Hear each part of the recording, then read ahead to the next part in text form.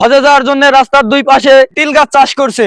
অনেকগুলা তিল এই পর্যন্ত কাটেও নিয়ে গেছে। চাচার কোনো সয় সম্পত্তি কিচ্ছু নাই। তো চাচা এটা 2 বছর ধরে এই কাজটা করতেছে। চাচা হজে যাওয়ার উদ্দেশ্যে পাসপোর্টও পর্যন্ত করে ফেলাইছে, রেজিস্ট্রেশন করছে। 2026 সালে চাচার হজে যাওয়ার ডেট। যদি টাকা জমা দেয় তাহলে আসবে। তো আপনারা এই ভিডিওটা বেশি বেশি শেয়ার করুন। ভাই 5 কিলো তিল গাছ চাষ করছে। অনেকে হাতে এই রাস্তা চেনে না। এই রাস্তার নাম হচ্ছে ধামারহাট উপজেলা থেকে নজিপুর উপজেলা।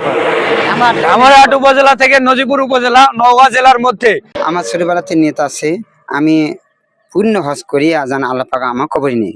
পুরা হজ না করা পর্যন্ত আল্লাহ পাক যেন আমার কবরই নেই না। তো আমি ছোটবেলাতে আল্লাহ কাছে যেটা আমি নিয়ত করেছি সেই নিয়ত আল্লাহ পাক আমার সফলে করেছে। পুরা হজে আল্লাহ তো নিয়ে যাবে, আমার পূর্ণ বিশ্বাস। তো পুরা হজে যেতে বর্তমানে 5 থেকে 6 লক্ষ টাকা ব্যবধান।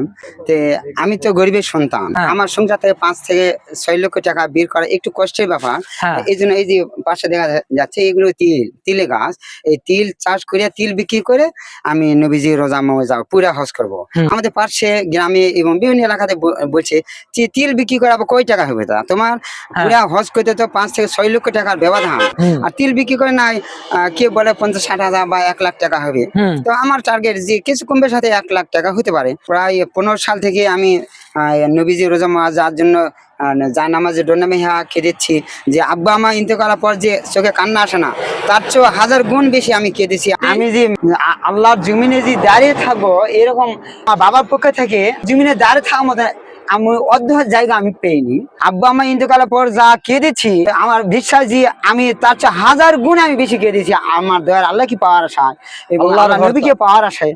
আমার নাম মোহাম্মদ আতর রহমান, আমার গ্রাম এর নাম কাজীপুর, আমার ইউনিয়ন 5 নং আরানগর ইউনিয়ন, থানা ধামিরহাট, জেলা নওগাঁ, বাংলাদেশ।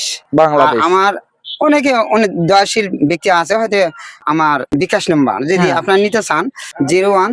আপনার বিকাশ নাম্বার আমরা স্ক্রিনে দিয়ে দিব।